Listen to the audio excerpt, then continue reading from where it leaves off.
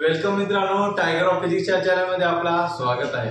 तर आपण आज रोटेशनल डायनामिक्स मध्ये एमएसटी सीटी ला येणारा क्वेश्चन बघणार आहोत। आपण एका मार्काला येते आयएमपी क्वेश्चन आहे 2018 ला सुद्धा आला होता महाराष्ट्रामध्ये।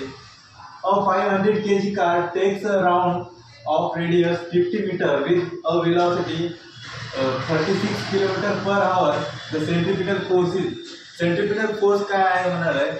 एक 500 किलोची कार आहे, काय वेट काय आहे 500 kg आणि टेक्स अराउंड कुठून फिरत आहे असे सर्क्युलर पाथ आहे, या रस्त्यावरून जात आहे आणि रेडियस किती आहे 50 मीटर आहे। रेडियस 50 मीटर आणि वेलोसिटी काय आधी रेडियस घेऊन घेऊया। रेडियस 50 मीटर आहे, वेलोसिटी काय 36 किलोमीटर पर आवर आहे। आता एसआय युनिट मध्ये घेत असताना किलोमीटर पर आवर जमत नाही, आता याचं एसआय युनिट मध्ये कन्वर्ट करून घेऊया।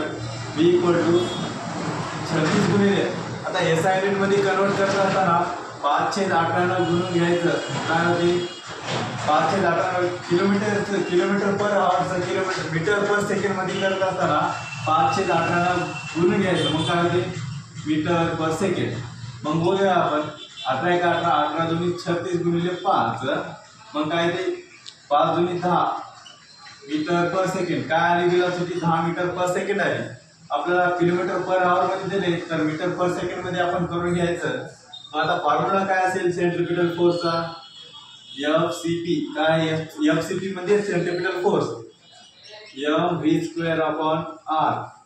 आता हे m काय दिले इथं मास दिले 500 kg, 500 ला 500 इंटू वेलोसिटी किती काढले आपण 10 चा काय आहे वर्ग, v चा वर्ग असल्यामुळे या 10 चा वर्ग भागिले r किती रेडियस किती दिले 50 मीटर दिले, तर मग 50 × 50 50 × 50 1 गुणिले 10, मग 10 चा वर्ग काय ते 100, मग 100 गुणिले 10 100 आणि हे 0 ला 0 जोडून टाकायचं, मग किती झालं 1000।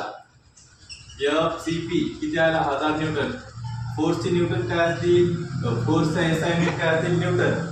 मग बघा आपल्याला किती झाले 1000 न्यूटन। अशा प्रकारे आपल्याला आन्सर आले। मग ऑप्शन कोणता असेल, ए बी नाही सी, ऑप्शन सी करेक्ट असेल बघा। धन्यवाद।